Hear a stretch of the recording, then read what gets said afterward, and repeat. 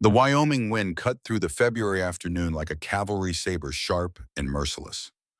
Margaret Sullivan stood alone on the windswept platform as the mail coach pulled away its wheels, churning through frozen mud and old snow. She clutched her carpet bag with both hands, the only possession she had left in this world, besides the worn blue dress on her back and the letter folded inside her coat pocket. The letter that had brought her 2,000 miles from Boston to this God-forsaken wilderness. The letter from a dead man. She hadn't known Samuel Dalton was dead when she'd boarded the train in Boston 3 weeks ago. She'd known only what his letters had promised: a home, a husband, a fresh start far from the suffocating grip of her stepfather's house. Samuel had written beautiful words about wide open spaces and mountain sunsets, about building something real together, about children running through fields of wildflowers. His penmanship had been elegant for a frontiersman, his promises sweet as honey. All lies, as it turned out. Not intentional, perhaps, but lies nonetheless. Samuel Dalton would never marry her. Samuel Dalton would never build her a home or give her children or show her those mountain sunsets. Samuel Dalton had been in the ground for 3 weeks, shot dead by cattle rustlers in the foothills north of his family's ranch. The ranch that now stood before her, sprawling across the valley floor, like a kingdom carved from wilderness and willpower. Dalton Ranch, the name was burned into a wooden arch that spanned the main gate, the letters darkened by weather and time. Beyond the arch, a dirt road wound between whitewashed fences toward a cluster of buildings half a mile distant. Even from here, Maggie could see the scope of it. The main house, 2 stories of timber and stone, with a wide porch that wrapped around 3 sides. The barn, massive and red with a hayloft that could hold a season's worth of feed. Smaller outbuildings scattered around like satellites, each with its own purpose. Bunkhouse, smokehouse, blacksmith, shed, chicken coop. This was what Samuel had built. This empire of wood and sweat and Wyoming earth number. Not Samuel. Maggie knew enough about ranching now, after 3 weeks of traveling through cattle country, to understand the truth. A spread this size took decades to build, not years. This was the work of Samuel's father and his father before him. Samuel had merely inherited it, and from what the stage driver had let slip during the long journey, nearly destroyed it with gambling debts and poor decisions. The stage driver had also mentioned Samuel's brother. The older brother who'd come back from the war, different, harder, meaner. The brother who'd buried a wife and child and never smiled again. The brother who now ran Dalton Ranch with an iron fist and a loaded Colt revolver. The brother who was walking toward her right now. Maggie saw him emerge from the barn, a tall figure silhouetted against the afternoon sun. He moved with the fluid grace of a man accustomed to his body, to its strength and its limits. Even at this distance, she could see the width of his shoulders, the length of his stride. He wore dark pants tucked into worn boots, a blue shirt with the sleeves rolled to his elbows, despite the cold, and a leather vest that had seen better days. A gun belt rode low on his hips, the holster tied down in the fashion of men who expected to use it. As he drew closer, Maggie could make out his features. A strong jaw shadowed with 3 days of beard growth. High cheekbones that spoke of some distant native ancestry, perhaps on his mother's side. Eyes the color of Wyoming sky in winter pale blue and just as cold. Hair dark as coal touching his collar in the back. He looked to be in his early 30s, but his eyes were older. Much older. He stopped 10 feet away and studied her with the same expression a man might use when examining a horse at auction. Not hostile, but not friendly either. Calculating. Measuring. "If you're here to see Samuel," he said finally, his voice a low rumble like distant thunder, "you're 3 weeks too late." His words hit her like a physical blow, even though she'd already known. Hearing it spoken aloud made it real in a way the stage driver's sympathetic mumblings had not. "I know," Maggie said, lifting her chin despite the trembling in her knees. "The driver told me, but I had nowhere else to go." The man's eyes narrowed slightly. Up close, she could see the lines etched around them, the permanent furrow between his brows. This was a man who'd seen too much and forgotten how to stop seeing it. "You're the mail-order bride." It wasn't a question. "The one from Boston." "Margaret Sullivan." It was gone too quickly for Maggie to be sure. "Because you weren't the only one," he said flatly. "Samuel wrote to half a dozen women, maybe more. He was looking for a wife with money, someone who could help clear his gambling debts. I found the letters after he died, tucked in a box under his bed, like stolen candy." The words stung more than they should have. Maggie had harbored no romantic illusions about Samuel Dalton. She'd accepted his proposal for practical reasons to escape the gilded cage of her stepfather's house in Boston. But learning she'd been one of many that Samuel had been shopping for a wealthy bride like a man shopping for cattle made her feel foolish and small. I see, though, she managed her voice steady despite the burning in her throat. Well, for what it's worth, I have no money.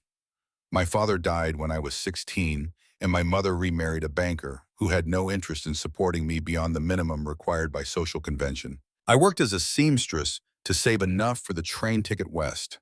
So if Samuel was hoping for a rich wife, he would have been sorely disappointed. Jack studied her with those cold blue eyes, and Maggie had the uncomfortable feeling he could see straight through to her bones, to all the secrets and fears she'd tried so hard to bury. The stage driver told me you had no return ticket, he said finally. That's correct. No money for one either, I'd wager. Also correct. And no family to wire for funds. Maggie thought of her mother, weak and worn down by years under Victor Hayes's thumb. Thought of her stepfather's business partner, the man who'd cornered her in his study 6 months ago and made his intentions horrifyingly clear. Thought of the locked door and his breathing heavy and eager, and the letter opener she'd grabbed from his desk. The way his eyes had widened when she'd pressed the point against his throat and told him she'd kill him if he ever touched her again. She'd left Boston the next day. Her mother hadn't stopped her, hadn't even said goodbye. No, Maggie said quietly. No family. Jack was silent for a long moment. The wind howled through the valley, carrying the scent of snow and cattle and wood smoke. Somewhere in the distance, a cow lowed mournfully. There's a storm coming, Jack said, nodding towards the northern horizon where dark clouds were building like an army massing for battle. Biggest one this winter, according to old Bull Morgan. He's been reading weather patterns since before I was born, and he's never wrong. That storm hits the pass, will be closed for weeks, maybe months. I see. The nearest town is Sweetwater, 40 miles east. If you started walking now, you might make it before dark. Might, but you'd be gambling with your life, and that storm would catch you halfway there. Maggie looked at the distant mountains, their peaks already shrouded in clouds the color of gunmetal. And in exchange for this work, you'd provide me with shelter and food. And passage money come spring, enough to get you to Oregon or California or wherever the hell you want to go that isn't here. Jack's voice was hard, leaving no room for negotiation. This isn't charity, Miss Sullivan. You work, you earn your keep, and come spring, we part ways. No obligations, no promises. Just business. It was a cold arrangement, businesslike and impersonal. But Maggie had learned long ago that the world rarely offered warm welcomes or generous terms. This was survival, pure and simple. I accept, she said. Jack nodded once, then bent to pick up her carpet bag. Follow me. I'll show you where you'll be staying and introduce you to Rose. He started toward the main house with long, ground-eating strides. Maggie hurried to keep pace, her city boots slipping on the icy ground. She could feel his impatience in every step, his desire to have this conversation finished and return to whatever work she'd interrupted. The ranch hands paused in their work to watch as they passed, men in worn clothes and battered hats, their faces weathered by sun and wind. They looked at Maggie with varying degrees of curiosity and suspicion. One of them, an older man with silver hair and a pronounced limp, tipped his hat respectfully. Another, younger and darker skinned with kind eyes, offered a small smile. Jack didn't introduce her, didn't slow his pace or acknowledge the men's interest. He simply walked, and Maggie followed, feeling more alone than she had even on the train platform in Boston. The house was warmer inside, heated by a massive stone fireplace that dominated one wall of the front room.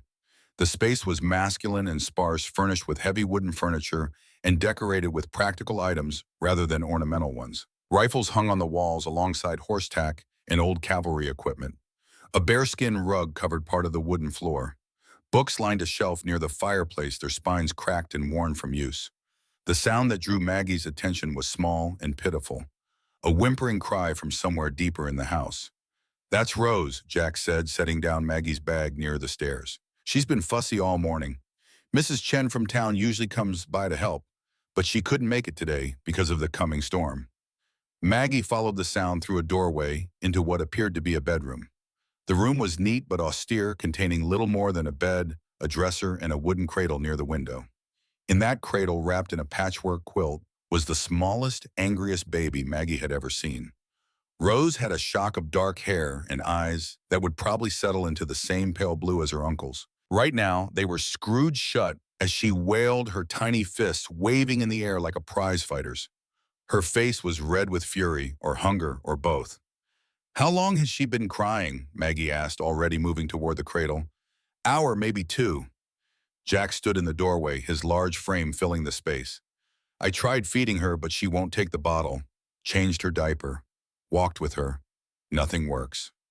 Maggie lifted Rose from the cradle, automatically supporting the baby's head, the way her mother had taught her years ago, when helping with neighborhood infants. Rose was lighter than she'd expected, fragile as a bird. The crying intensified for a moment, then began to ease as Maggie settled the baby against her shoulder and started a gentle rocking motion. "There now," Maggie murmured, her voice soft and rhythmic. "There now, little one. You're all right, you're safe." She could feel Jack watching her from the doorway, his gaze heavy and assessing. Rose's cries faded to whimpers, then to small hiccuping sounds. The baby's tiny hand grabbed a fistful of Maggie's hair and held on like a drowning person clutching a rope. "You're good with her," Jack said after a moment.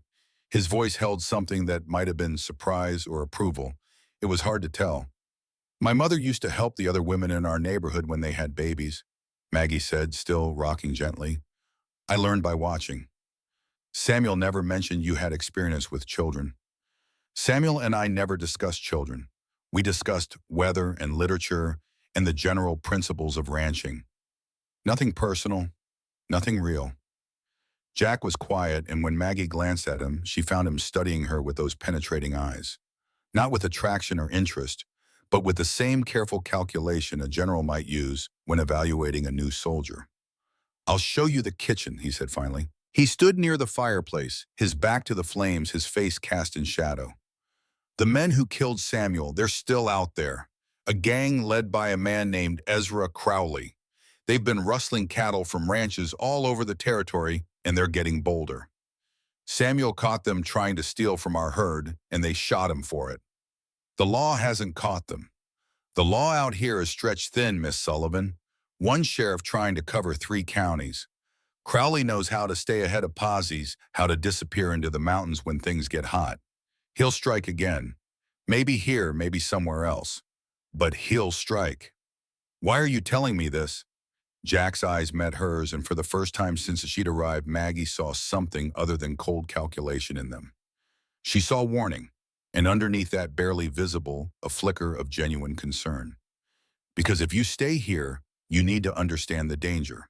This isn't Boston, Miss Sullivan. This is the frontier. Men die here for no better reason than being in the wrong place at the wrong time. Women too, if they're unlucky. If that storm hadn't been coming, I'd have put you on a horse and sent you to Sweetwater myself. But since you're here, since you're going to be living under my roof and caring for my niece, you need to know what you're walking into." "I appreciate your honesty," Maggie said quietly. Rose had fallen asleep against her shoulder, the baby's breathing soft and even. "But I have nowhere else to go, Mr. Dalton. Whatever dangers exist here can't be worse than what I left behind in Boston." Something shifted in Jack's expression. Not softening exactly, but a slight easing of the hardness around his eyes. He looked at her for a long moment, and Maggie had the sense that he was seeing her, truly seeing her for the first time. "Jack," he said finally, "I'm sorry. You called me Mr. Dalton. If you're going to be living here working for this ranch, you should call me Jack. Formality doesn't suit the frontier." It was a small concession, but Maggie recognized it for what it was. An acknowledgement that she existed, that she was more than just an inconvenience to be tolerated until spring. "Then you should call me Maggie," she said. "Margaret is my mother's name, and I'd prefer to leave that behind with everything else from Boston." Jack nodded once, then turned toward the door. "I need to get back to work. There's stew in the pot on the stove if you're hungry. Help yourself to whatever you need. Your room is the second door on the right upstairs. I'll have one of the men bring up water for washing later." He was almost through the door when Maggie called after him. "Jack," he paused, half turned back toward her. "Thank you," she said simply, "for not sending me away." For a moment, she thought he might say something. His mouth opened slightly, and she could see him weighing words, considering responses.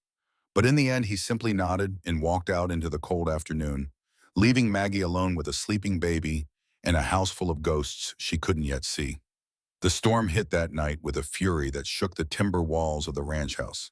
Maggie lay in her bed upstairs, listening to the wind howl like wounded wolves and the snow hammer against the windows. She'd placed Rose's cradle in her room, unwilling to leave the baby alone on her first night in this strange place. The child slept peacefully despite the storm's rage, apparently accustomed to the violent weather of her mountain home. Maggie couldn't sleep. The bed was comfortable enough, the quilts thick and warm, but every creak of the house, every gust of wind, every distant sound made her heart race. She kept thinking about what Jack had said about the outlaws, about Samuel's murder, about the dangers of this wild land. Checking the house before bed, making sure everything was secure against the storm and whatever other threats might be lurking in the darkness. Maggie returned to her bed and lay awake for another hour, listening to the storm and thinking about the man down the hall. The man who'd lost his wife and child, who'd taken in his brother's orphaned daughter, who'd agreed to shelter a strange woman out of what might have been duty or might have been something approaching kindness. A complicated man, clearly. One carrying his own storms inside him, just as violent as the weather battering the house. Maggie finally drifted into an uneasy sleep sometime before dawn. When she woke, the storm had passed, leaving the world outside, buried under 3 feet of fresh snow. From her window, she could see the ranch hands already at work, digging paths between the buildings and tending to the livestock. Rose was awake in her cradle, staring up at Maggie with those unfocused infant eyes. Not crying, just observing with the serious expression babies sometimes have when trying to make sense of the strange world they've been born into. "Good morning, little one," Maggie said softly, lifting Rose and checking her diaper. "Let's get you fed and changed, shall we? Then we'll see about making ourselves useful around here." The morning passed in a blur of activity. Maggie fed Rose, changed her, bathed her in the kitchen basin with water warmed on the stove. She explored the house more thoroughly, taking inventory of what needed cleaning, what needed mending, what needed organizing. The place had the neglected feel of a home run by men without women, functional, but lacking the small touches that transformed a house into something warmer. She found Jack in the barn around mid-morning, working alongside 3 of his ranch hands. They were repairing damage from the storm, replacing boards that had been torn loose by the wind and reinforcing weak spots before the next storm hit. One of the men was the silver-haired older man who tipped his hat to her yesterday. He worked despite his pronounced limp, moving with the careful precision of someone who'd learned to compensate for physical limitations. The second man was the dark-skinned one with kind eyes, younger and stronger, handling the heavy lifting with easy competence. The third was barely more than a boy, 19 or 20 at most, with an eager face and hands that moved too fast, trying to prove something. "Jack," Maggie called from the barn door. All 4 men turned to look at her, and she felt suddenly self-conscious, standing there with Rose bundled against her chest in a sling she'd improvised from a shawl. "I was wondering if there's a general store in town where I might purchase some supplies. Things for the baby and for the house." Jack set down his hammer and walked over, wiping sawdust from his hands on his pants. Up close in the better light of morning, Maggie could see the exhaustion in his face. Dark circles under his eyes. Lines of strain around his mouth. This was a man who didn't sleep well if he slept at all. "Doc Chen runs the general store in Sweetwater," he said. "But the roads won't be clear for a week, maybe more. What do you need? Fabric for diapers? Soap suitable for a baby's skin? Some herbs for cooking. Small things mostly." Jack considered this, then nodded toward the barn loft. "There's fabric up there, bolts of cotton and wool that my mother bought years ago. Never got used. You're welcome to it. As for herbs and such, check the root cellar. My wife planted a garden her first year here, and we still have dried herbs from that last harvest." His wife. The words hung in the air between them, and Maggie saw the other men exchange glances. This was clearly a subject rarely discussed. "Thank you," Maggie said carefully. "I'll see what I can find." She was turning to leave when the silver-haired man spoke up, his voice gravelly from years of shouting over wind and cattle. "Name's William Morgan, ma'am. Folks call me Bull. Been foreman on this ranch for 20 years, and I just want to say it's good to have a woman around the place again. Been too long since these walls heard a baby's cry or smelled a woman's cooking." The dark-skinned man smiled and nodded. "Jose Martinez, Senora. I am happy to meet you. And the pequeña bebé, she is beautiful. The young man just stared, his face flushing red when Maggie looked at him. He mumbled something that might have been his name, but it was too quiet to hear over the wind whistling through the barn. Tommy Ford, Jack supplied, came to us last year looking for work, still learning the ropes. Pleased to meet you all, Maggie said, and she meant it. These men had kind faces, weathered but honest. The kind of men her father would have liked. That afternoon, while Rose napped, Maggie climbed to the barn loft and found the fabric Jack had mentioned. Bolts of good cotton, slightly yellowed with age but still strong. She also found something else tucked in a corner beneath a tarp. A cradle beautifully carved with intricate patterns along the sides. Hearts and flowers and small birds in flight. This had been meant for Jack's child, the son who died with his mother. Maggie ran her fingers over the smooth wood, imagining the hours of work that had gone into it, the hope and love carved into every detail. She should have left it there covered and forgotten. But something made her carry it down from the loft, made her clean away the dust, and set it up in her room beside the plain wooden cradle Rose currently used. It seemed wrong to let such love and craftsmanship go to waste. And perhaps in some small way, using this cradle for Rose honored the child it had been made for. That evening, as Maggie prepared a simple dinner of stew and cornbread, she heard raised voices from outside. Jack and Bull arguing about something near the main gate. She couldn't make out the words, but the tone was clear enough. Bull was insisting on something and Jack was refusing. When Jack came inside for dinner, his expression was darker than usual, his movements sharp and angry. He sat at the table without speaking, barely acknowledging the food Maggie placed in front of him. Trouble? She asked carefully, taking her own seat across from him. Bull thinks we should hire more men, double the night watch. He's spooked about Crowley's gang, thinks they might come back for another try at our herd. Jack stabbed at his stew with unnecessary force. I told him we can't afford it. Every dollar we have is tied up in cattle and equipment. We're barely making enough to cover expenses as it is. Samuel's gambling debts. Jack's eyes snapped up to meet hers, sharp and defensive. Then the anger drained away, replaced by resignation. You're going to hear about it eventually. Might as well hear it from me. Samuel owed money all over the territory. Cards mostly, some bad investments in a silver mine that never panned out. When he died, those debts became mine. I've been selling off stock to cover them, but there's still more than $2,000 outstanding. $2,000. A fortune. More money than Maggie had ever seen in her life. I'm sorry, she said quietly. That's a heavy burden to carry. It's my burden to carry. Samuel was my brother. His mistakes, his debts, his daughter, they're all mine now. Jack pushed his stew around his plate without eating. Just like this ranch. My father built it from nothing, spent 40 years turning wilderness into something productive. Now I'm watching it all slip away because Samuel couldn't keep his hands off a deck of cards. There was such bitter pain in his voice, such exhaustion. Maggie found herself wanting to reach across the table to offer some gesture of comfort, but she didn't know this man well enough for that, didn't have the right to intrude on his grief.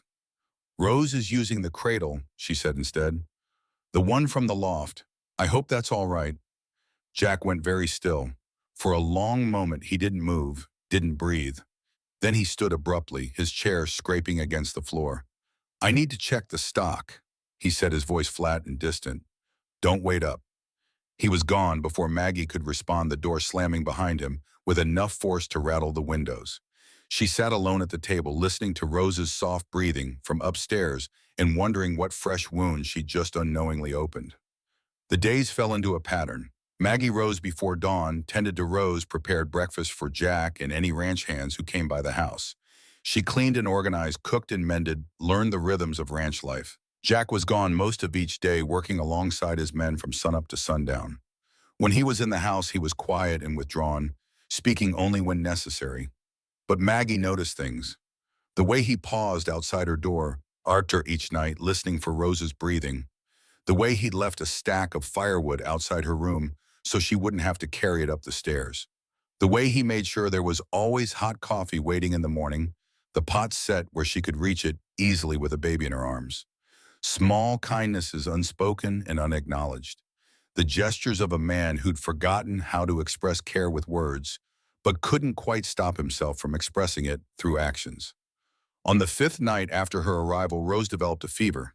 It came on suddenly, the baby's skin going hot and dry, her crying taking on a desperate quality that sent ice through Maggie's veins. She tried everything she could think of. Cool cloths, gentle rocking, soft singing. Nothing helped. Rose's temperature continued to climb, her cries growing weaker. Maggie flew down the stairs, still in her nightgown, and pounded on Jack's door. He answered immediately as if he'd been awake. Maybe he had been. His hair was disheveled, his shirt unbuttoned, but his eyes were alert, already scanning for danger. "It's Rose," Maggie said, not bothering with apologies or explanations. "She has a fever. I don't know what to do." Jack was moving before she finished speaking, taking the stairs two at a time. Maggie hurried after him, watching as he lifted Rose from the cradle with surprising gentleness. His large hands cradled the baby's small body, and he pressed his lips to her forehead to gauge her temperature. "Damn," he muttered. "She's burning up. We need to cool her down, but carefully. Too fast and we could send her into shock." "Tell me what to do," Maggie said. For the next 3 hours, they worked together. Jack gave orders with calm authority, drawing on knowledge Maggie didn't know he possessed. They bathed Rose in lukewarm water, changed her often, monitored her temperature constantly. Maggie prepared a tea from willow bark and honey, and together they managed to get small amounts into the baby's mouth. Slowly, agonizingly slowly, the fever began to break. Rose's cries softened, her skin cooled. By the time dawn light began creeping through the windows, the baby was sleeping peacefully, her breathing even and strong. Maggie sagged against the wall, exhaustion crashing over her like a wave. She'd been so frightened, so terrified that this small life would slip away in the night, that she'd fail in her very first real responsibility. "You handled yourself well," Jack said quietly. He was sitting in a chair he'd pulled next to the cradle, his elbows on his knees, his face drawn with the same exhaustion Maggie felt. "Most people would have panicked. You stayed calm, did exactly what needed doing." "You're the one who knew what to do," Maggie said. "I was just following your instructions." "You're a natural," Jack insisted. "With her, I mean, Rose. You're good with her." It was the most he'd said to her in days, and there was something in his voice that made Maggie look at him more closely. In the gray dawn light, with his guard down and fatigue written across his features, he looked younger. Less like the hardened rancher and more like the man he might have been before grief carved away his softness. "So are you," Maggie said gently, "when you let yourself be." Jack's eyes met hers, and for a moment something passed between them. Understanding, maybe. Recognition of shared fear, shared relief. Two people who'd spent the night fighting for a child's life and won. Then Rose stirred, making a small sound, and the moment broke. Jack stood, moving toward the window. "I should check on the animals," he said, his voice returning to its usual gruffness. "Storm last night might have caused damage." "Jack," Maggie called as he reached the door. He paused, half turned toward her. "Thank you for helping with Rose, for knowing what to do." He nodded once, quick and sharp, then disappeared into the hallway. Maggie listened to his footsteps on the stairs, heard the front door open and close. Then she moved to the cradle and looked down at Rose, this small miracle of survival, this child who'd lost her parents but somehow found her way into Maggie's heart. "Your uncle is a complicated man," she whispered to the sleeping baby. "But he's a good one. I think we're going to be all right here, you and I. I think we're going to be just fine." That evening, while Rose slept peacefully and Jack was out checking fence lines with Bull, Maggie decided to explore Samuel's room more thoroughly. She'd avoided it until now, feeling like she was intruding on a dead man's privacy. But if Samuel had left clues about what Jack had mentioned about claims and debts, she needed to understand the full picture of what she'd walked into. The room was sparse, containing little more than a bed, a dresser, and a trunk at the foot of the bed. Maggie started with the dresser, going through drawers filled with clothes that still carried the faint scent of tobacco and whiskey. Nothing interesting there. The trunk was more promising. Inside, she found papers, lots of them. Letters from various women, all responding to Samuel's marriage proposals. Maggie read a few and felt a mixture of pity and anger. These women, like her, had been desperate enough to trust a stranger's promises. Most of them sounded poor. Some widowed, others simply alone and searching for something better. Beneath the letters, she found a ledger, and her heart sank as she flipped through the pages. Samuel's debts were even worse than Jack had indicated. Not just $2,000, but closer to $3,000. Money owed to card sharps, saloon owners, merchants. Even a loan from someone named Victor Carson in Denver, marked with interest rates that bordered on criminal. But at the bottom of the trunk, wrapped in oilcloth to protect it from moisture, Maggie found what would change everything. A leather-bound journal, its pages filled with Samuel's handwriting. She carried it to the window where the light was better and began to read. The early entries were mundane, notes about weather, cattle prices, minor ranch business. But about 6 months before Samuel's death, the tone changed. The entries became excited, almost frantic. Found something in the North Hills today.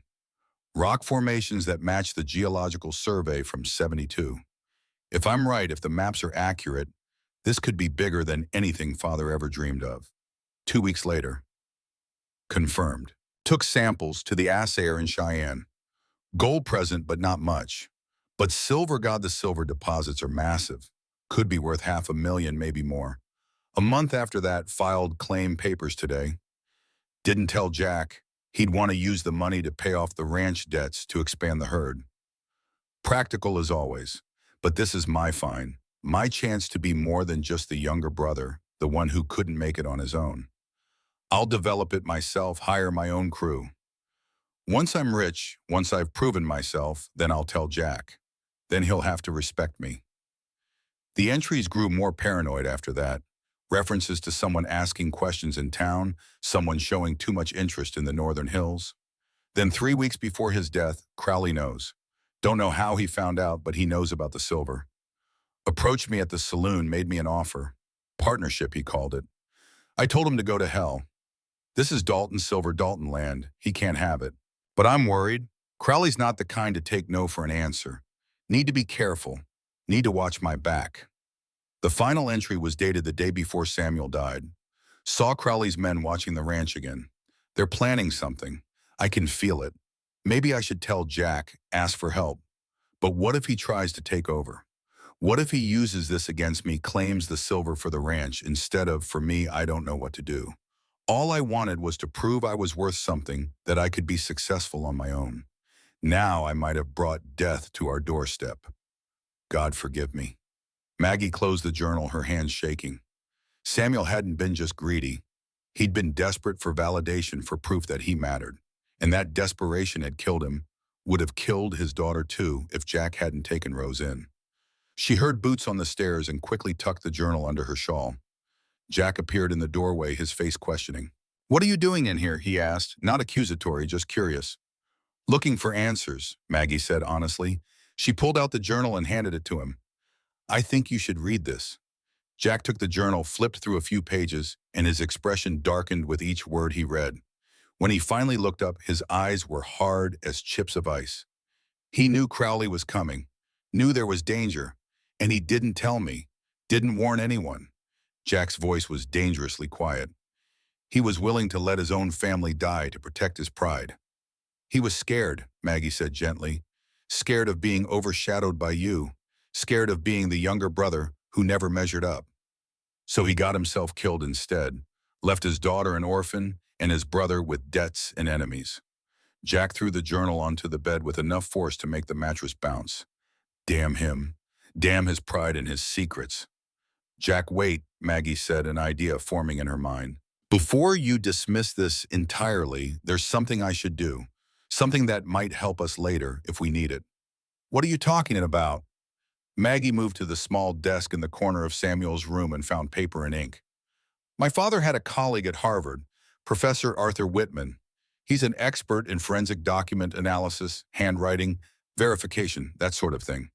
If there's any question about Samuel's claim about the legitimacy of any documents, having an expert opinion could be valuable." "You think someone might challenge the claim?" "I think if there's as much silver as Samuel believed, people will do anything to get it, including forging documents or claiming Samuel sold them the rights before he died." Maggie began writing quickly. "I'm going to send Professor Whitman samples of Samuel's handwriting from these letters. If we ever need him to verify authenticity or testify about forgeries, we'll have already established a relationship." Jack watched her write, and something in his expression shifted. Not quite approval, but a grudging respect for her forethought. "You're more strategic than I gave you credit for," he said. "I had to be growing up in Boston society. The drawing rooms there are battlefields dressed in silk and lace. Maggie finished the letter and sealed it. I'll ask Bull to post this when he goes to town next. It's probably nothing, but if it becomes something, we'll be prepared. Smart, Jack acknowledged. Then he turned to leave, pausing at the door. Maggie, don't make excuses for Samuel. He made his choices, bad ones. And now we're all paying for them, but I'm glad you're here to help sort through the mess he left behind. It wasn't much of a compliment, but coming from Jack, it felt like one. Maggie tucked the letter into her pocket and returned to tending Rose, trying not to think about silver deposits and dead brothers and the dangers that might still be coming their way. The attack came 4 nights later, at 2 in the morning when the world was darkest and the ranch hands were deep in sleep. Maggie woke to the sound of gunfire, sharp cracks that split the night like thunder. She was out of bed before she was fully conscious, her heart hammering against her ribs. More shots, shouting, the panicked lowing of cattle. Rose woke screaming, and Maggie scooped her from the cradle just as Jack appeared in her doorway. He was fully dressed, gun strapped to both hips, a rifle in his hands. Get down to the cellar, he ordered, his voice sharp as broken glass. Take Rose and don't come out until I come for you. No matter what you hear, no matter how long it takes. Do you understand what's happening? Crowley's men, they were hitting the herd. Jack's face was hard as stone, all traces of the gentleman who'd helped her with Rose's fever vanished. This was someone else entirely, someone dangerous. Go, now. Maggie ran. She clutched Rose to her chest and flew down the stairs through the kitchen to the cellar door. The heavy wooden stairs descended into darkness, and she had to feel her way down with one hand while holding Rose with the other. Above her, she could hear more gunfire, men shouting, the thunder of horses' hooves. The cellar was cold and dark and smelled of earth and preserved foods. Maggie found a corner and crouched there, wrapping herself and Rose in her shawl. The baby was crying, frightened by her mother's fear, and Maggie pressed her close, murmuring nonsense words of comfort that meant nothing and everything. The battle raged above. Maggie counted shots without meaning to, trying to guess how many guns were firing, how many men were fighting. She heard glass break, heard someone scream high and agonized, heard the boom of a shotgun deeper and louder than the rifles. Then silence. Absolute and terrifying silence that stretched for what felt like hours but was probably only minutes. Footsteps on the kitchen floor above. Heavy boots moving slowly. Maggie held her breath, held Rose tighter, and prayed with words she'd forgotten she knew. Maggie. Jack's voice rough but unmistakably his. Maggie, it's over. You can come up. She climbed the stairs on shaking legs, still holding Rose, who'd finally quieted to soft whimpers. Jack stood in the kitchen, and Maggie's breath caught at the sight of him. Blood on his hands, blood on his shirt. A cut above his left eye that was still bleeding, running down the side of his face like war paint. Are you hurt? She set Rose in the cradle near the stove and moved toward him without thinking, her hands reaching for his face. Let me see. I'm fine, Jack said, but he didn't pull away when her fingers touched his jaw, tilting his head to examine the cut. Just a graze, looks worse than it is. It needs cleaning, sit down. It wasn't a request. Maggie pushed him toward a chair, and he sat, probably too exhausted to argue. She heated water, found clean cloth, and began carefully washing the blood from his face and hands. What happened? She asked quietly. 8 of them, Crowley's gang. They came for the cattle, figured we'd be easy pickings with Samuel gone. Jack's voice was flat, emotionless, reporting facts. Bull and the boys drove them off. We lost some stock, but not as much as they wanted. Tommy took a bullet to the shoulder. Jose got clipped in the leg. Nothing fatal, but they'll need looking after. Bull had mentioned he'd gotten word from a drover passing through. Crowley's gang had hit another ranch up in Montana Territory 2 days ago. Killed 3 men, took their herd. They were getting bolder, more desperate. Federal marshals were tracking them now. And you? Told you. Just a graze.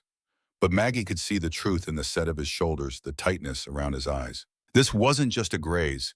This was a close call, a reminder of how quickly death could come in this wild place. They'll come back, she said. It wasn't a question. Yes, Jack's eyes met hers, and in them, she saw something that made her blood run cold. Not fear, but certainty. The grim knowledge of a man who'd seen too many battles, who knew that wars didn't end with a single skirmish. Crowley doesn't give up easy. He wants this land, wants the cattle, but more than that, he wants what Samuel found. The silver. Samuel liked to talk when he drank, liked to brag about his prospects, his plans, and he drank in every saloon from here to Cheyenne. Jack stood wincing slightly as some injury Maggie hadn't noticed made itself known. Someone heard him talking, someone who knew Crowley would pay good money for information like that. Before Maggie could respond, footsteps sounded on the porch. The door opened to reveal Bull, his silver hair disheveled, his shirt stained with blood that might have been his own or might have belonged to someone else. "Boss, you need to come look at something," Bull said. His face was grim. "We found something in the barn." Jack grabbed his rifle without hesitation, already moving toward the door. Maggie followed, pulling a shawl around her shoulders against the cold. Rose was sleeping peacefully in her cradle near the stove, safe for the moment. The barn was lit by lanterns held by ranch hands, their faces shadowed and strange in the flickering light. Jose sat on a hay bale, his leg wrapped in makeshift bandages, his usually cheerful face drawn with pain. Tommy lay on a pile of blankets, his shoulder heavily bandaged, his young face pale as milk. But both men were alive, conscious, watching as Jack approached the thing Bull wanted him to see. It was a man, or what was left of one. He lay in the straw near the back of the barn, his chest rising and falling in shallow gasps. Blood pooled beneath him, dark and spreading. His eyes were open but unfocused, staring at something only he could see. "One of Crowley's men," Bull explained. "Jose shot him off his horse during the fight. By the time we found him, he'd crawled in here. Won't last the night." Jack knelt beside the dying man, his face expressionless. "Can you hear me?" The man's eyes tried to focus on Jack's face. He was maybe 40, with a weathered face and hands that told the story of a hard life. Not a bad man necessarily, but one who'd made bad choices. "Water," the man rasped. Bull brought a canteen, and Jack helped lift the man's head enough to drink. Most of the water ran down his chin, but some made it past his lips. "What's your name?" Jack asked. "Don't matter now." The man coughed and blood flecked his lips. "I'm a dead man." "Then you've got nothing to lose by talking." "Why does Crowley want my land?" The dying man laughed, a wet, bubbling sound. "You really don't know, thought you were smarter than that Dalton. Your brother he knew. That's why Crowley killed him." "The gold claim," Jack said flatly. "Gold." The man coughed again, harder. "And silver. Whole damn mountain full of it according to the survey maps your brother had. Enough to make a man richer than God. Crowley found out, made your brother an offer, but Samuel was greedy, wanted it all for himself. So Crowley shot him, took the maps. If Crowley has the maps, why does he still need the land? Because maps ain't claims. Your brother filed legal papers before he died, made himself the rightful owner of the mineral rights. Without those papers, without the land itself, Crowley can't touch the silver. But if you die, if the ranch gets sold to pay debts, Crowley's got men ready to buy it cheap." The man's breathing was getting shallower, his words coming slower. "You're a dead man, Dalton. You just don't know it yet." "We'll see about that," Jack said quietly. The man tried to laugh again, but only managed another cough. His eyes were glazing over, the light in them dimming like a lamp running out of oil. "Tell my sister in Kansas City, tell her I'm sorry. Tell her I tried to be better." Then he was gone, his last breath rattling out of him with a sound like wind through dead leaves. Jack stood slowly, his face carved from stone. Bull gets some of the men to bury him decent. Even outlaws deserve that much. "Jose, how's your leg?" "I'll live, boss." Jose's accent thickened with pain. "The bullet went through clean. Doc Chen can stitch it proper when she comes." "Tommy." The young man tried to sit up, winced, and settled for a weak smile. "Just a scratch, Mr. Dalton. I'll be back to work in no time." It was a lie. The bandage on Tommy's shoulder was already soaking through with fresh blood. But the boy's eyes were bright with the desperate need to prove himself, to show he was man enough for this life he'd chosen. Jack seemed to recognize that need because his voice softened slightly when he spoke. "You stood your ground when it counted, Tommy. Fought like a man twice your age. That takes real courage, and I won't forget it." Tommy's face flushed with pleasure despite his pain. "Thank you, sir." Maggie had been watching this exchange from the barn door, feeling like an intruder on a moment meant for men. But now Jack turned to her and she saw something new in his eyes. Not just the cold calculation she'd grown accustomed to, but something warmer.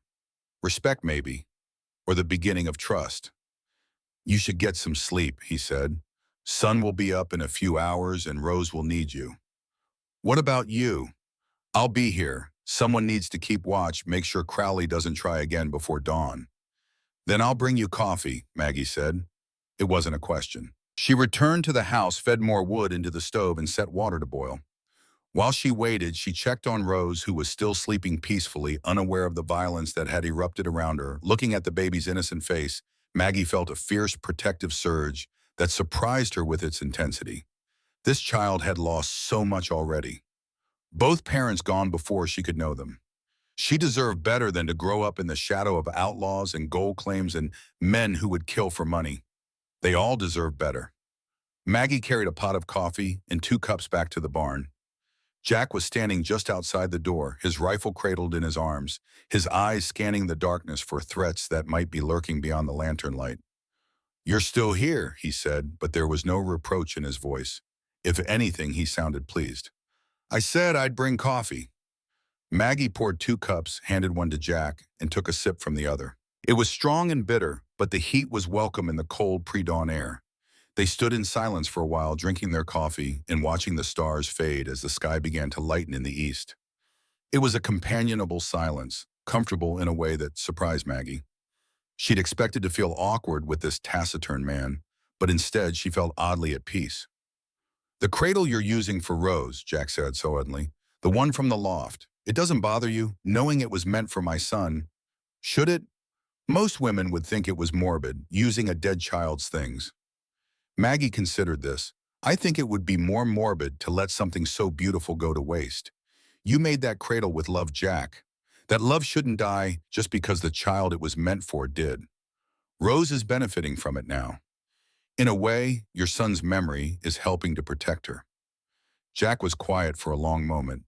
Then so softly Maggie almost didn't hear it, he said, "Thank you."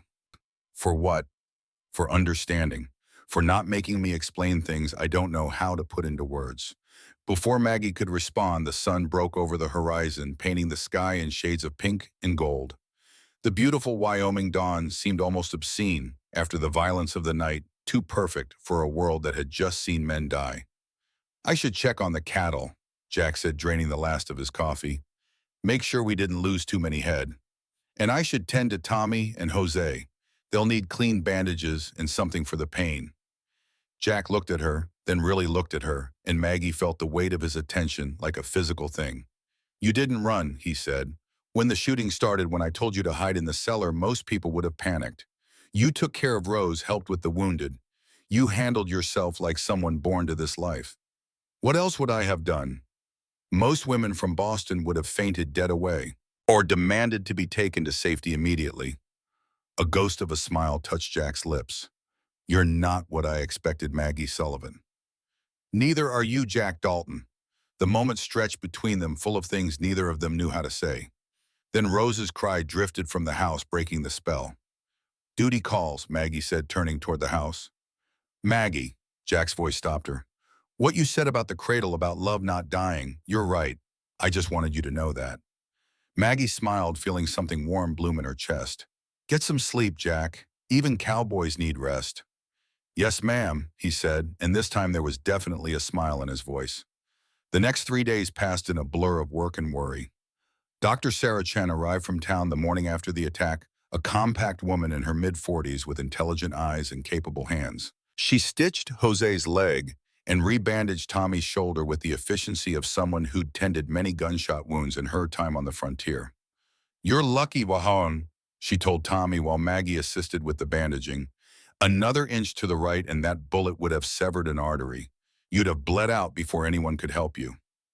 Tommy's face went pale, but he managed a weak grin. "Guess luck's on my side then, Doc." "Luck and stupidity often go hand in hand with young men," Doc Chen said dryly. But her touch was gentle as she secured the bandage. "Rest for at least a week. No heavy lifting, no riding. And if this wound starts to smell bad or the skin around it turns red, you send for me immediately. Understood?" "Yes, ma'am." Doc Chen turned to Maggie, her dark eyes assessing. "You're the mail order bride, the one who came for Samuel." I am, or I was. I'm not sure what I am now. You're alive, which is more than some can say out here. Doc Chen picked up her medical bag and gestured for Maggie to follow her outside. Once they were out of Tommy's earshot, she stopped and fixed Maggie with a penetrating stare. Jack told me you kept your head during the attack. Took care of Rose, helped with the wounded after. That true? I did what anyone would have done. No, you did what someone brave does. Most women would have fallen apart. Doc Chen paused. I knew Hannah, Jack's first wife. Sweet girl, but she wasn't built for this life. The frontier broke her long before childbirth killed her. You, though, you might be different.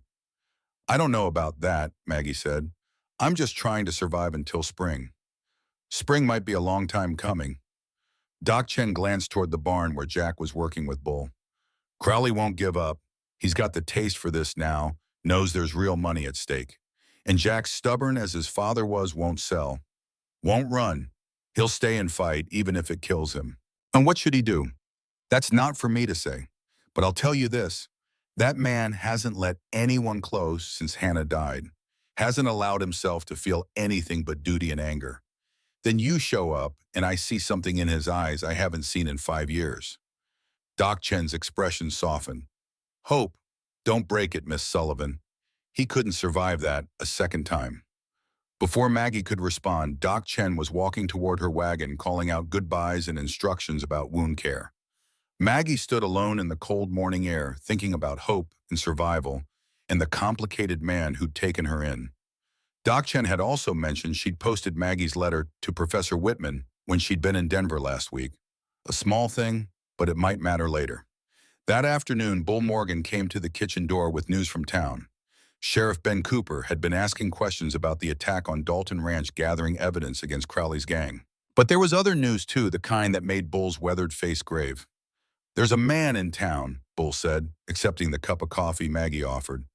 Name of Victor Hayes. Came in on yesterday's stage from Denver. He's been asking about you, Miss Sullivan. Showing folks a photograph saying you're his missing fiancée. Maggie's blood turned to ice. The cup she'd been holding slipped from her fingers and shattered on the floor. Bull was on his feet immediately, his hand on her shoulder, steadying her before she could fall. Miss Sullivan, you all right? I'm fine, Maggie managed, though her voice sounded strange even to her own ears. Distant, hollow. I just need a moment. But Jack had heard the commotion and was already striding into the kitchen, his eyes sharp and assessing. He took in the broken cup, Maggie's pale face, Bull's concerned expression, and his jaw tightened. What happened? He demanded. There's a man in town claiming to be Miss Sullivan's fiancé, Bull explained. Victor Hayes says she ran away from their engagement, owes him money. It's not true, Maggie said, quickly finding her voice. She looked directly at Jack, willing him to believe her. I was never engaged to Victor Hayes. He's my stepfather's business partner. After my mother died, he decided I should marry him. I refused. He became insistent. How insistent? Jack's voice was dangerously quiet. Maggie remembered Victor's study, the locked door, his hands on her shoulders, pushing her against the desk. Remembered the letter opener in her hand, the cold metal pressing against his throat as she'd promised to kill him if he ever touched her again. Insistent enough that I had to threaten him with a weapon to make him stop, she said. The temperature in the kitchen seemed to drop 10 degrees. Jack's face went absolutely still, the kind of stillness that preceded violence. Bull's hand tightened on Maggie's shoulder in a gesture that might have been sympathy or solidarity or both. What does he want? Jack asked Bull, though his eyes never left Maggie's face.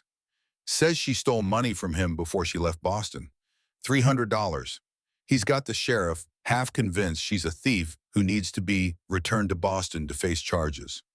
That's a lie, Maggie said, her fear beginning to transform into anger. I never took a cent from Victor Hayes. I worked as a seamstress for 2 years to save money for the train ticket west. Every penny was earned honestly. Sheriff Cooper knows Hayes is lying, Bull continued, but Hayes has papers, documents that look official, and he's got 5 men with him who claim to be bounty hunters legally hired to retrieve a fugitive. Bounty hunters or hired guns? Jack's question was sharp. Bit of both, I'd wager. They're staying at the saloon, making it clear they're not leaving without Miss Sullivan. Bull shifted uncomfortably. There's more, boss. Hayes has been talking to folks about the ranch, about your brother's death, about the gold claim. Word is he's offered to buy the mineral rights for $5,000 cash. Jack's expression didn't change, but Maggie saw his hands clench into fists at his sides. Let me guess. He wants to make the deal contingent on me returning Maggie to him. That's about the size of it, yes, sir. The pieces were falling into place now, the pattern emerging like a photograph developing in chemical bath. Victor Hayes hadn't come west just for Maggie. He'd come for the silver, for the fortune buried in the northern hills. Crowley's attack, the timing of Hayes' arrival, the convenient story about Maggie being a thief, it was all connected. They're working together, Maggie said aloud. Hayes and Crowley. Hayes heard about the silver claim somehow, probably through his business connections in Denver. He hired Crowley to force you off the land to make the ranch vulnerable. When that didn't work, he came himself with a new plan. Use me as leverage. Jack looked at her with something that might have been respect or might have been the beginning of something deeper. Smart woman. That's exactly what I was thinking. So what do we do? Bull asked. Before Jack could answer, the sound of approaching horses drew everyone's attention. Multiple riders coming fast up the ranch road. Jack was already moving, grabbing his rifle from where it leaned against the wall. Bull, get to the barn. Tell Jose and the boys we might have trouble. Maggie, take Rose to the cellar like before. No, Maggie said firmly. I'm staying. Maggie, if that's Hayes, then he needs to see that I'm not afraid of him anymore. She squared her shoulders, lifted her chin. I ran from him once. I won't do it again. Jack studied her for a long moment, then nodded slowly. All right, but you stay behind me. And if shooting starts, you get Rose to safety. Agreed. Agreed. The riders pulled up in front of the house just as Jack and Maggie stepped onto the porch.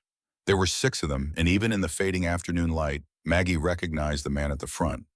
Victor Hayes sat his horse like a man unaccustomed to riding, stiff and uncomfortable, but trying to hide it. He was in his mid-40s, handsome in the way of men who spent money on their appearance. His clothes were expensive, his horse costly, his saddle tooled with silver conchos that caught the light. Behind him rode 5 hard-looking men with the unmistakable air of professional violence about them. Not cowboys or ranchers, but hired guns. Their eyes scanned the ranch with the practiced efficiency of men evaluating tactical positions and escape routes. Margaret, Victor said, his voice dripping with false concern. Thank God I've found you. Your poor mother has been sick with worry. My mother is dead, Maggie said coldly. She died 6 months ago, Victor.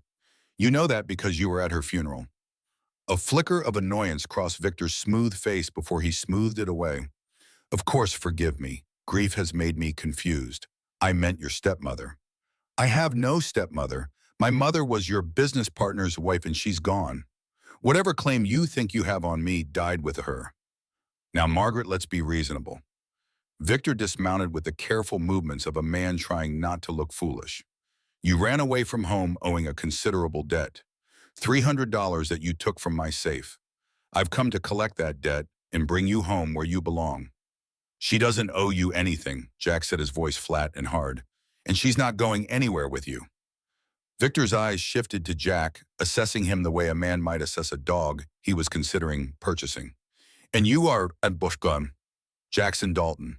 This is my ranch and Miss Sullivan is under my protection. Protection? Victor's laugh was oily condescending. From what exactly? From paying her debts, from facing the consequences of her theft. I have legal documents here, Mr. Dalton signed by a magistrate in Boston. Miss Sullivan is wanted for larceny. These men with me are legally deputized to return her to Massachusetts to stand trial. Then you'll need to present those documents to Sheriff Cooper, Jack said. He's the law in this territory, and if your papers are legitimate, he'll handle it proper. Oh, I fully intend to involve the sheriff. Victor's smile was smug. But I thought I'd extend a courtesy first, man to man. I understand you've had trouble with outlaws recently. Lost some cattle, lost your brother not long ago. These are difficult times. I could make them easier. How generous of you, Jack said, his tone suggesting it was anything but. I'm prepared to purchase the mineral rights to your northern property for $5,000. Cash money paid immediately. That would cover your brother's debts and leave you with capital to rebuild. All I ask in return is that you release Miss Sullivan to my custody. Surely you can see that's a fair trade. I don't sell people, Jack said, and the mineral rights aren't for sale at any price. Victor's pleasant mask slipped, revealing the hardness beneath. Be careful, Mr. Dalton. You're in a precarious position. Outlaws circling your property debts, mounting winter coming on. My offer is generous, but it won't remain available indefinitely. Then I guess we're done talking. Jack shifted his rifle slightly, not quite pointing it at Victor, but making it clear he could if necessary. You've got 10 seconds to get off my land. After that, I stop being polite. The hired guns tensed hands, drifting toward their weapons. For a moment, the air crackled with the possibility of violence. Then Victor raised a hand, stopping his men. This isn't over, he said, looking past Jack to Maggie. I came all this way for you, Margaret. I won't leave without you. One way or another, you're coming back to Boston with me. Over my dead body, Maggie said quietly. That can be arranged. Victor replied, his voice pleasant, as if discussing the weather. Then he remounted his horse and turned toward his men. We'll return to town, but we'll be back with the sheriff and proper legal authority. They rode off in a cloud of dust, leaving Jack and Maggie standing on the porch. Bull emerged from the barn, Jose limping beside him, despite his wounded leg. Tommy stood in the doorway, his good hand resting on a pistol. That was Victor Hayes, Bull asked. That was him, Maggie confirmed, and she was surprised to find she was shaking. Not from fear, but from suppressed rage. He hasn't changed. Still believes money and intimidation can get him whatever he wants. We need to talk to Sheriff Cooper before Hayes poisons that well any further, Jack said. Bull, can you ride into town tonight? Already saddling my horse, boss. Tell Cooper everything Maggie told us. About Hayes, about how he tried to force her into marriage, about the timing of his arrival matching up with Crowley's attacks. Cooper's a smart man. He'll see the pattern. What about the claim that I stole money from Hayes, Maggie asked. Even if Cooper believes me, if Hayes has legal papers from Boston, then we fight it in court, Jack interrupted. We get you a lawyer. We prove Hayes is lying. With what money you said yourself you can barely cover Samuel's debts. Jack was quiet for a moment, his jaw working as he considered options. Then he looked at Maggie with an expression she couldn't quite read. There might be a way, he said slowly. A legal way to protect you that doesn't require lawyers or court battles. What way? Marriage. The word dropped between them like a stone into still water. If you were my wife, Hayes would have no claim on you. Married women are the legal responsibility of their husbands. He couldn't take you back to Boston without my permission. Maggie stared at him, trying to process what he was suggesting. You want to marry me for legal protection? I want to keep you safe, Jack said. This seems like the most practical way to do it. Practical. The word stung more than it should have. Of course, this would be a practical arrangement.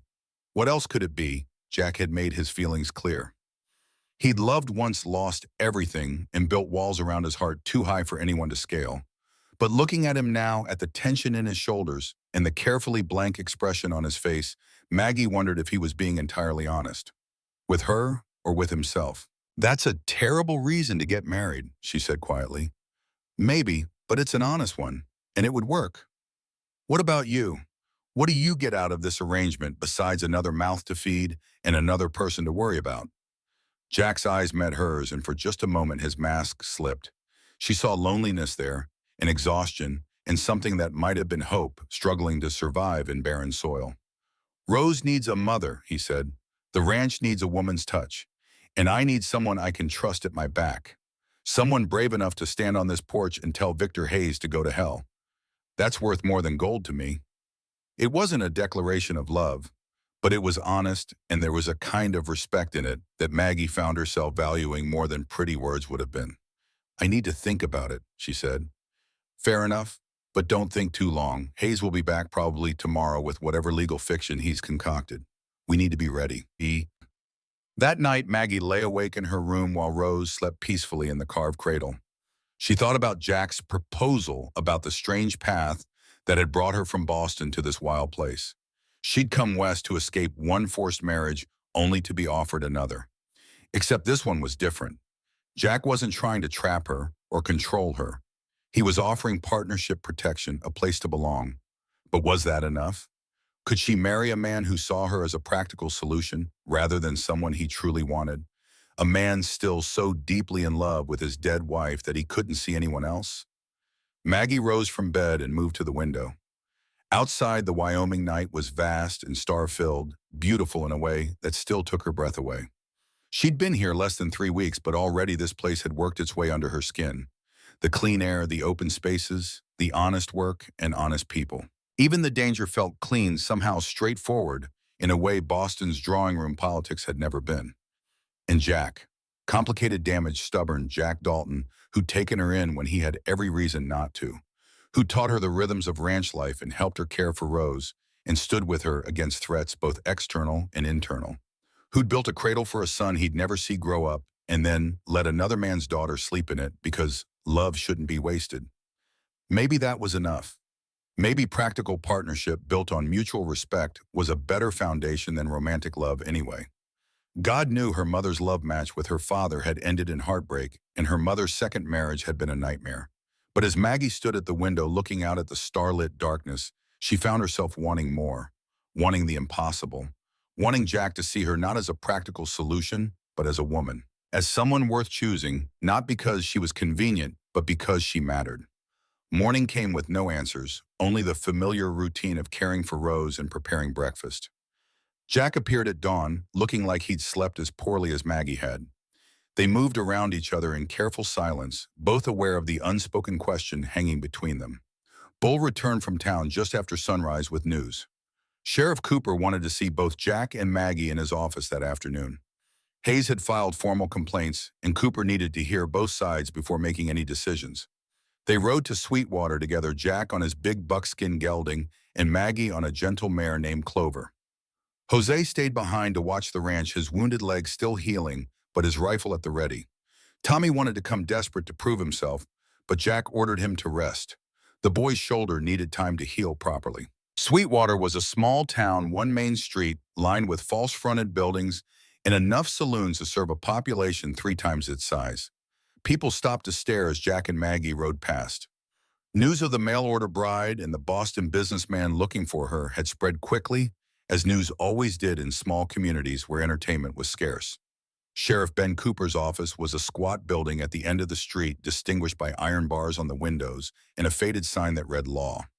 Cooper himself was a solid man in his early 50s, with a marshal's badge pinned to his vest and eyes that had seen enough of human nature to be both skeptical and kind. "Mr. Dalton, Miss Sullivan," he greeted them as they entered. "Thank you for coming. We've got ourselves a situation that needs sorting." Victor Hayes was already there, sitting in a chair near the sheriff's desk with the casual confidence of a man accustomed to getting his way. He stood when Maggie entered, his smile predatory. "Margaret, how kind of you to come. Sheriff Cooper and I have been discussing your situation." "Sit down, Mr. Hayes," Cooper said mildly. "I haven't made any decisions yet, and I won't until I've heard from Miss Sullivan herself." Maggie sat in the chair Cooper indicated, with Jack standing just behind her. His presence was solid and reassuring, a reminder that she wasn't alone in this. "Miss Sullivan," or Cooper began, "Mr. Hayes has made some serious accusations. Claims you stole $300 from his safe before leaving Boston. He's got what looks like a legal warrant for your arrest. Before I act on it, I need to hear your side." Maggie took a deep breath and told the truth. All of it. Her father's death, her mother's remarriage to a weak man who'd partnered with Victor Hayes, Hayes's increasingly inappropriate attention after her mother died, the night he'd cornered her in his study and made his intentions clear, her threat with the letter opener, her desperate flight west. "I never stole a penny from Victor Hayes," she finished. "I worked it for every cent I had. If he's claiming otherwise, he's lying." "That's a serious accusation," Hayes said smoothly. "Sheriff, I have bank records showing a withdrawal of $300 from my account on the same day Margaret disappeared. I have testimony from my housekeeper that she saw Margaret in my study that evening. The evidence is clear." "The evidence is manufactured," Maggie shot back. "You withdrew that money yourself and claimed I took it. You're using a false warrant to force me to return to Boston, where you can control me." "Sheriff, this is absurd," Hayes said. "The girl is clearly unstable. She's been living in sin with Mr. Dalton, caring for a bastard child, consorting with criminals. Her judgment cannot be trusted." Jack moved so fast Maggie barely saw it. One moment he was standing behind her chair. The next he had Victor Hayes by the throat, slammed against the wall with enough force to rattle the wanted posters hanging there. Call her a liar again. Jack said, his voice deadly quiet. See what happens. Jack, let him go, Cooper ordered, moving to intervene. This isn't helping. Jack held Hayes for another moment, long enough for the other man's face to turn red, then released him. Hayes stumbled away, gasping and rubbing his throat. You'll hang for that, Hayes wheezed, assaulting a citizen, threatening. Oh, shut up, Cooper said tiredly. Mr. Dalton, I understand your feelings, but I can't have violence in my office. Sit down, both of you. Jack sat, and Maggie could feel the tension radiating from him like heat from a stove. Hayes returned to his chair, his earlier confidence shaken. Now, Cooper continued, I've got a problem here. Mr. Hayes has documents that look official, but I've also got a gut feeling that something's not right about this whole situation. The timing of your arrival, Mr. Hayes, right after the attack on Dalton Ranch. Your interest in mineral rights that you shouldn't know about. Your convenient warrant for a crime that can't be proven. Sheriff, I assure you, I'm not finished, Cooper interrupted. Here's what we're going to do. I'm sending a telegram to Boston to the marshal's office there. I'm going to verify whether this warrant is legitimate or if it's a forgery. That's going to take at least a week, maybe two, depending on weather and telegraph lines. Until I hear back, Miss Sullivan stays put. She's not under arrest, but she's not leaving my jurisdiction either. That's outrageous, Hayes protested. I have legal documents that I'm verifying, Cooper said firmly, and while we're waiting, you're going to stay in town where I can keep an eye on you. No trips to Dalton Ranch. No more threats. You step out of line, Mr. Hayes, and I'll lock you up regardless of what documents you have. Are we clear? Hayes's face darkened with anger, but he nodded stiffly. Perfectly clear, Sheriff. Good. Now get out of my office, all of you. I've got work to do. Outside, the afternoon sun was warm despite the cold air. Maggie stood on the wooden sidewalk trying to process what had just happened. A week, maybe two. That's how long she had before Cooper's investigation either freed her or condemned her. We should get married, Jack said abruptly. Today. Right now. Maggie turned to look at him. Jack, I know it's not romantic. I know you deserve better than a marriage of convenience to a broken-down cowboy. But if you're my wife legally bound to me, Hayes loses most of his leverage. Even if that warrant turns out to be real, he can't force you back to Boston without my consent. Is that the only reason? Maggie asked quietly. Legal protection. Jack was silent for a long moment, his face turned toward the mountains in the distance. When he finally spoke, his voice was rough, with something that might have been emotion or might have been the wind. No, he admitted, it's not the only reason. Rose needs you. She lights up when you hold her settles, when you sing. She's lost so much already, Maggie.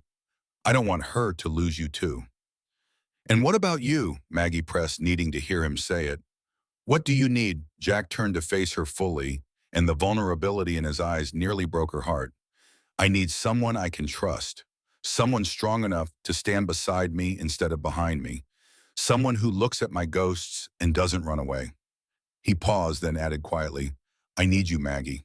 Not because it's convenient, but because in 3 weeks you've become essential. And that terrifies me more than Crowley or Hayes or any danger I've ever faced.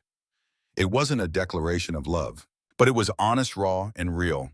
And looking at Jack's face, at the hope and fear warring in his expression, Maggie realized she'd already made her decision.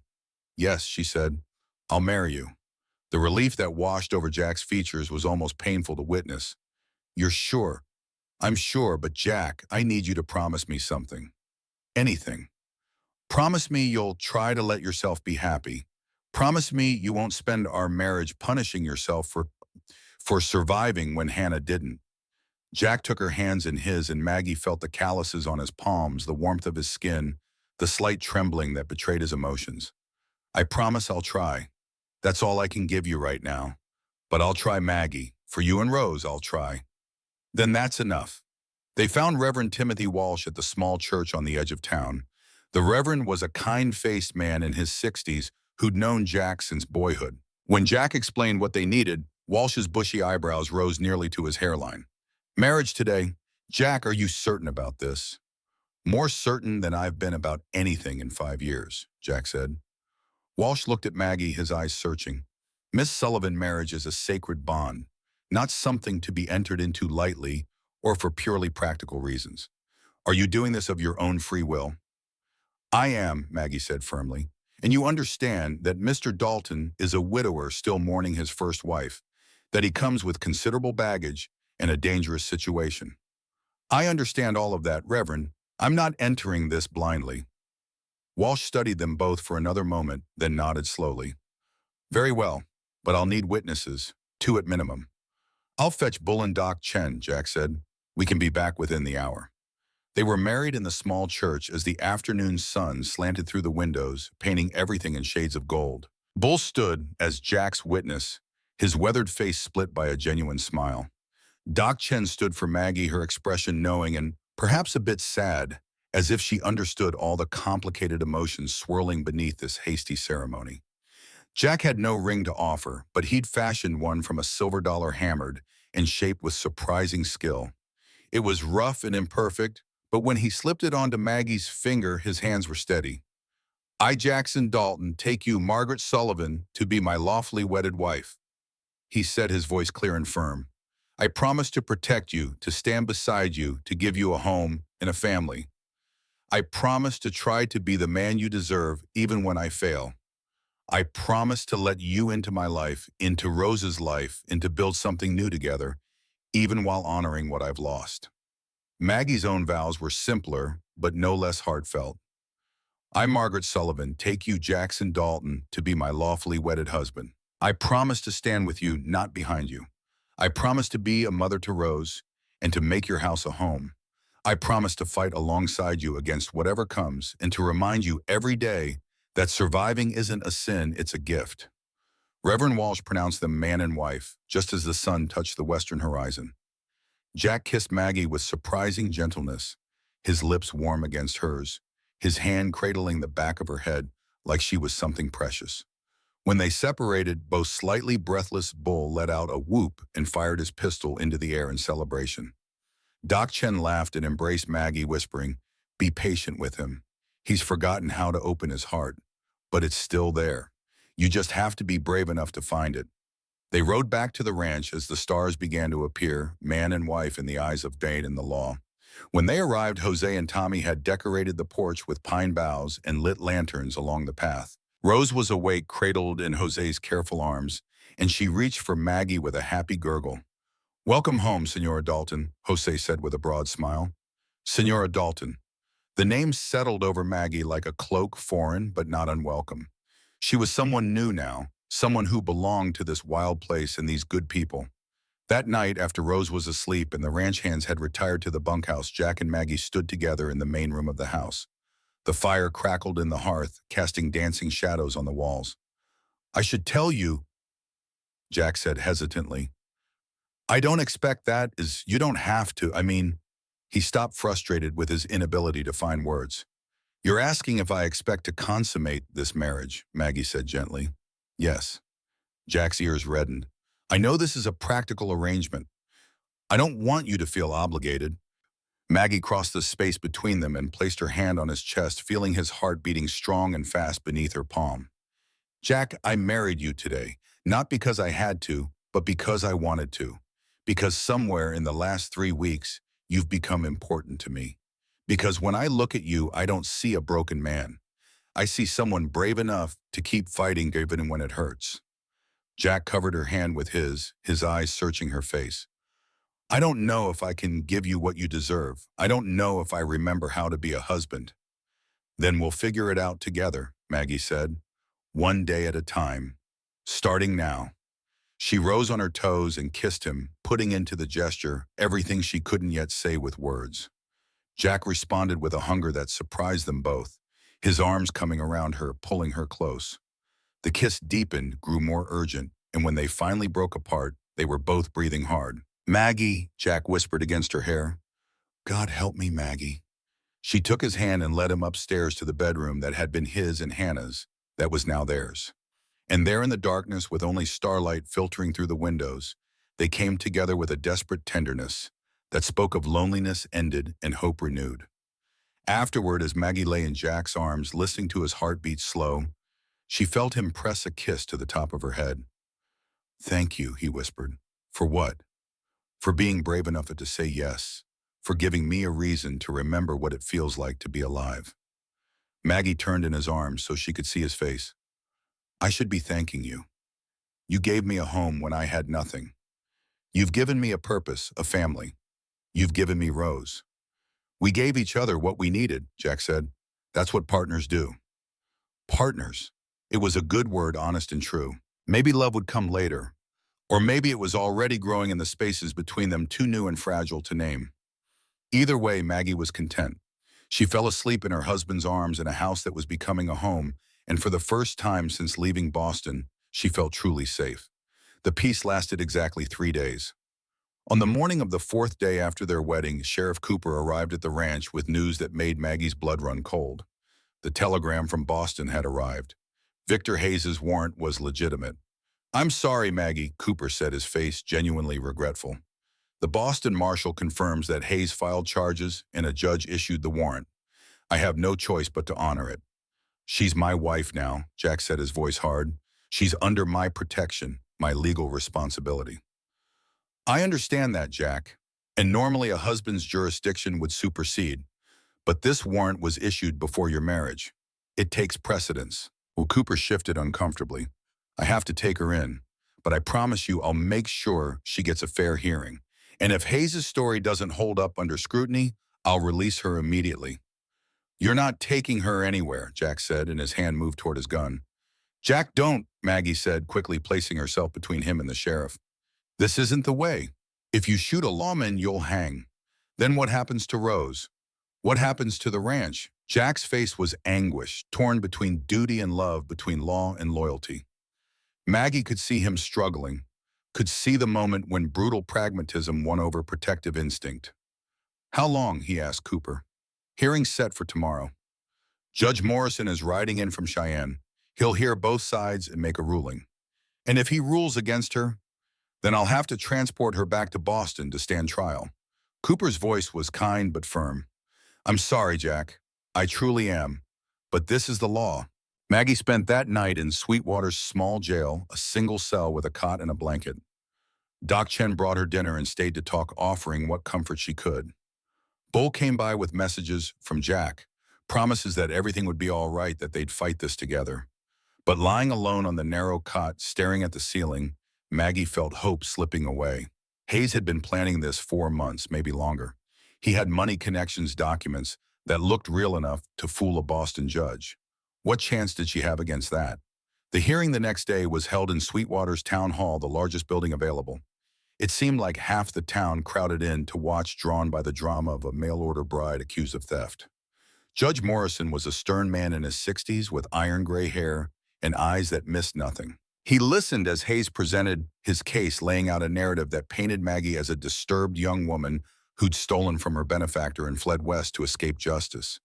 Hayes' lawyer was slick and well-dressed, his arguments polished and convincing. He presented bank records, testimony from Hayes' servants' character references that portrayed Hayes as a pillar of Boston society and Maggie as an ungrateful thief. When it was Maggie's turn to testify, she told the truth as clearly and calmly as she could, but she had no documents to counter Hayes', no witnesses from Boston who could speak to his character or lack thereof. All she had was her word against his, and in the eyes of the law, that wasn't enough. Then Jack took the stand. "Your Honor," he said, his voice steady and clear, "I've known Maggie for less than a month, but in that time I've seen her face down outlaws without flinching. I've watched her care for my orphaned niece with a gentleness that makes my heart ache. I've seen her work from dawn to dusk without complaint, learning skills she never needed in Boston because she's determined to build a life here." "Mr. Dalton, your character assessment is noted," Judge Morrison said, "but it doesn't address the central question. Did Mrs. Dalton steal money from Mr. Hayes?" "No, she didn't, but I can prove Hayes is lying about why he's really here." Jack pulled out Samuel's journal and the map along with documents he'd obtained from the land office. He laid out the whole story: the silver claim, Crowley's attack, Hayes' convenient arrival, and his offer to buy the mineral rights. The pattern of violence and intimidation designed to force the Daltons off their land.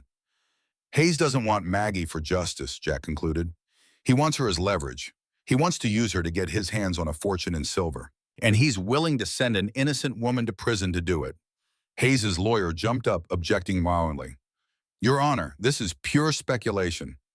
Mr. Dalton has no proof that Mr. Hayes has any interest in mineral claims or that his warrant is anything but legitimate.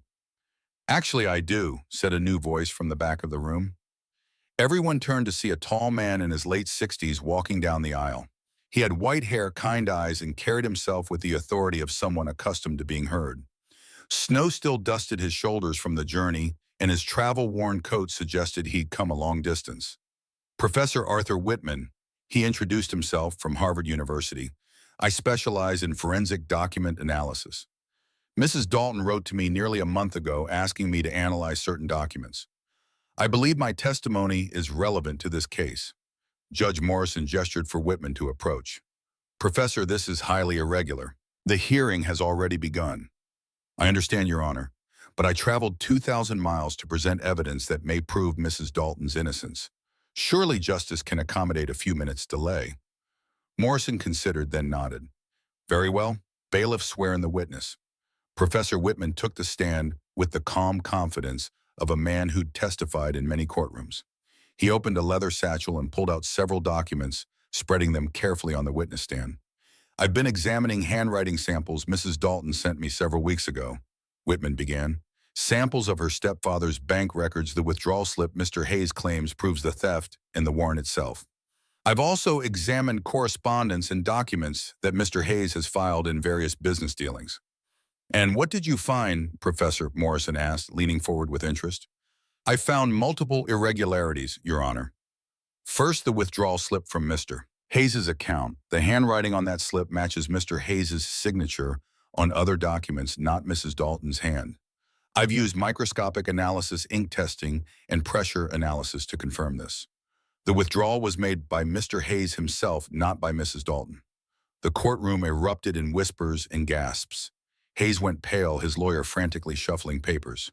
Furthermore, Professor Whitman continued, raising his voice to be heard over the commotion, the warrant itself contains several irregularities that suggest it was obtained under false pretenses.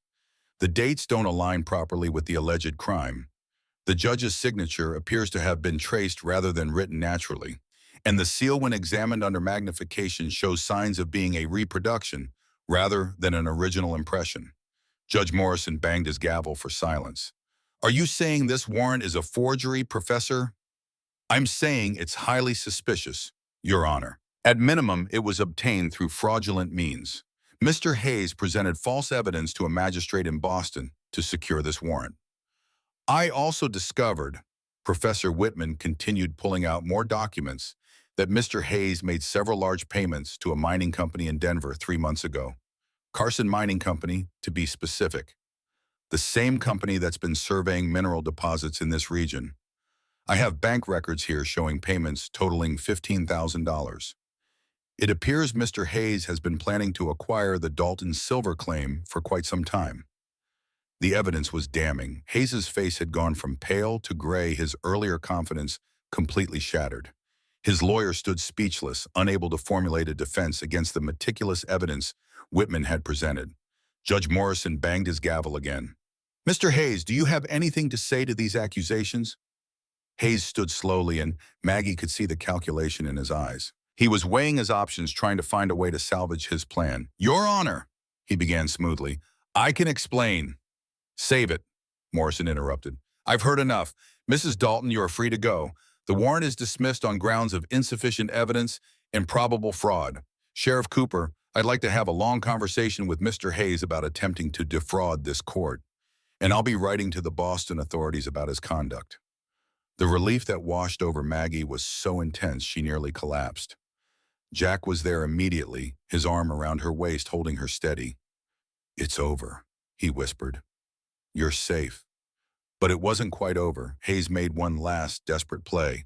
As Cooper moved to take him into custody, Hayes suddenly lunged toward the door, shoving past a deputy. But he didn't run for freedom. Instead, he turned back toward Maggie, his face twisted with rage. You think you've won, he snarled, his polished veneer cracking completely. I still have Crowley on retainer. He'll burn your ranch to the ground, Dalton. He'll kill everyone you love, and there's not a damn thing you can do to stop it.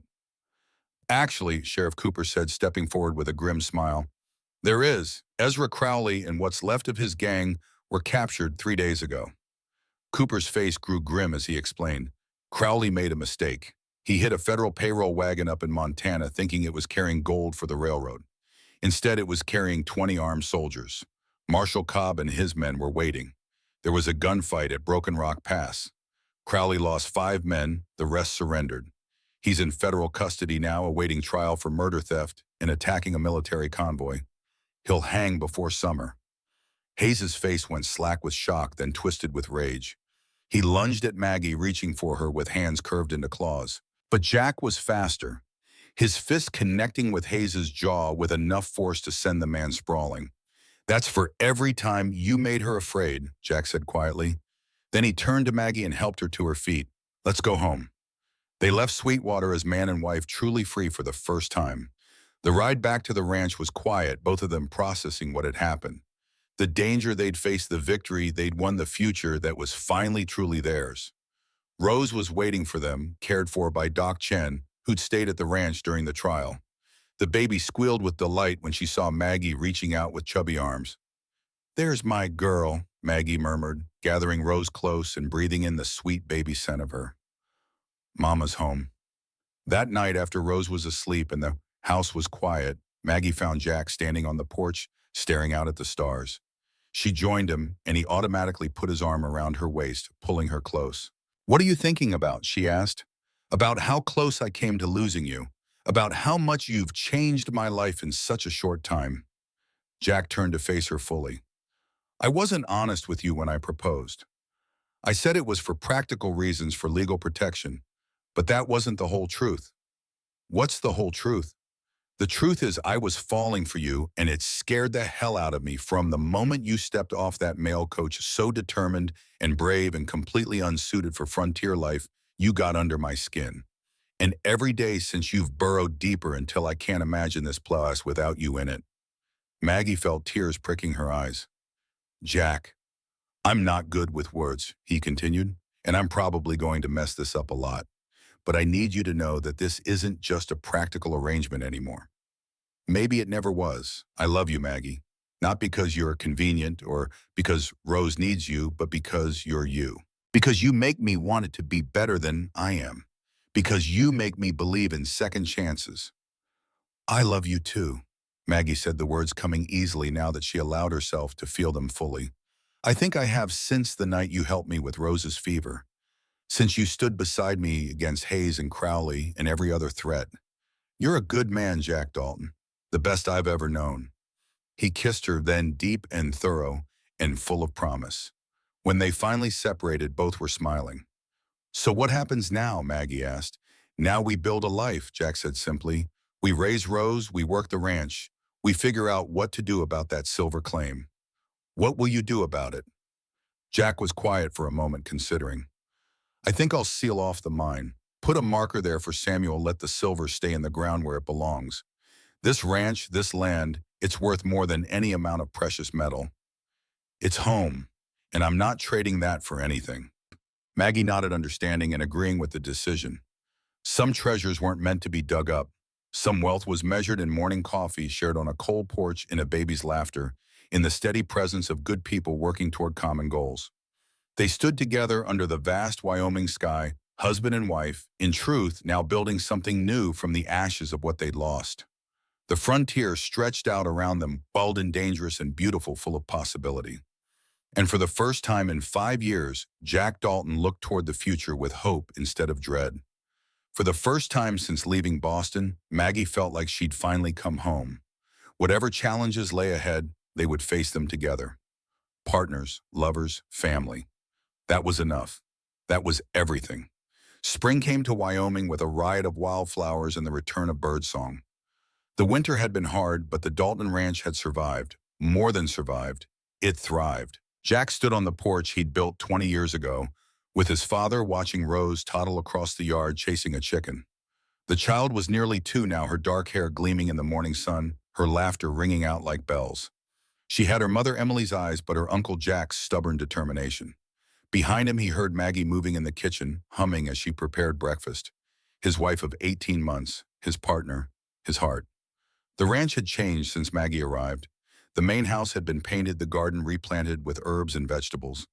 Curtains hung in the windows, flowers bloomed in pots on the porch. Small touches that transformed a house into a home.